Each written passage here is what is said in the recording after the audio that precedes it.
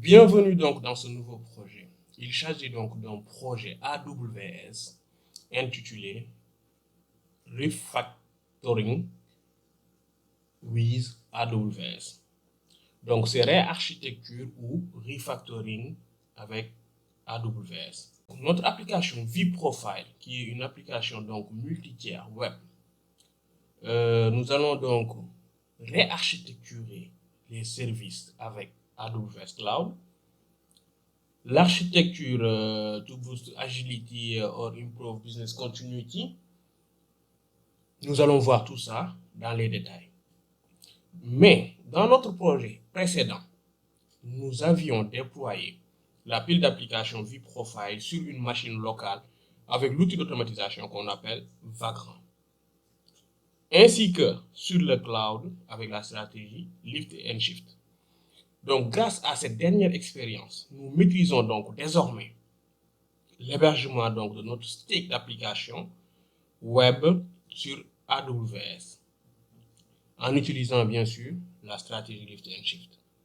Donc, pour ce nouveau projet, nous allons réarchitecturer ou refactoriser nos services. Cette approche, appelée réarchitecture ou refactoring, vise à accroître l'agilité et à optimiser donc la continuité des activités. Elle va nous permettre bien sûr d'intégrer donc de nouvelles fonctionnalités, de scaler efficacement et facilement, tout en garantissant bien sûr d'excellentes performances pour nos charges de travail de notre application vProfile. Le pourquoi de ce projet de réarchitecture.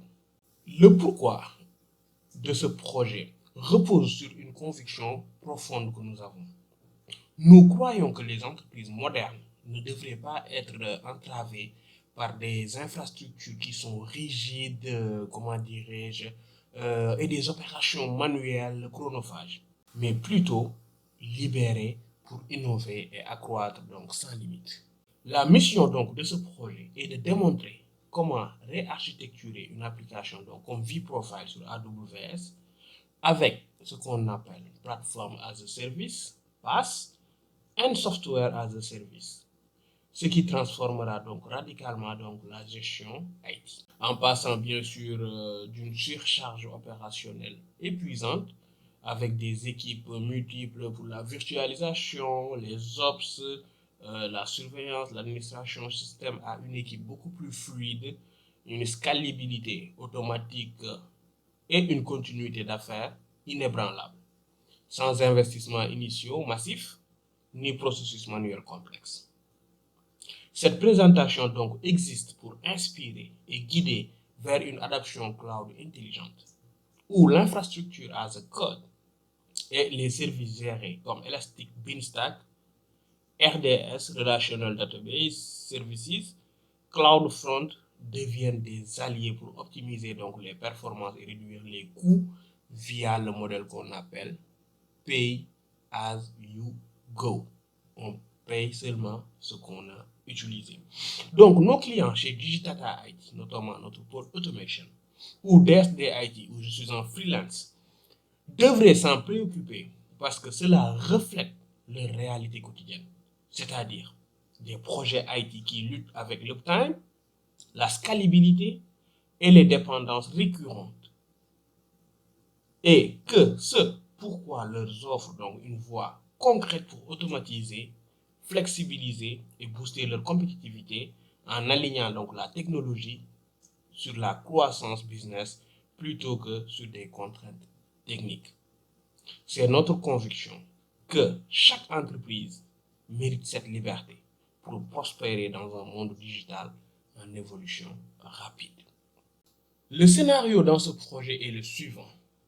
Imaginons, vous travaillez donc sur un projet où les services s'exécutent donc sur des machines physiques ou bien des machines virtuelles ou bien même des instances cloud telles que des instances EC2 que nous avons utilisées donc dans notre précédent projet.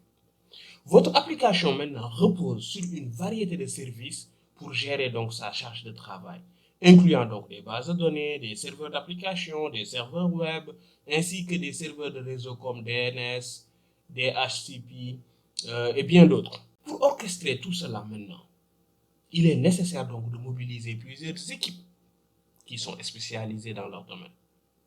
Vous aurez besoin donc d'une équipe de cloud computing si vous utilisez donc des plateformes cloud.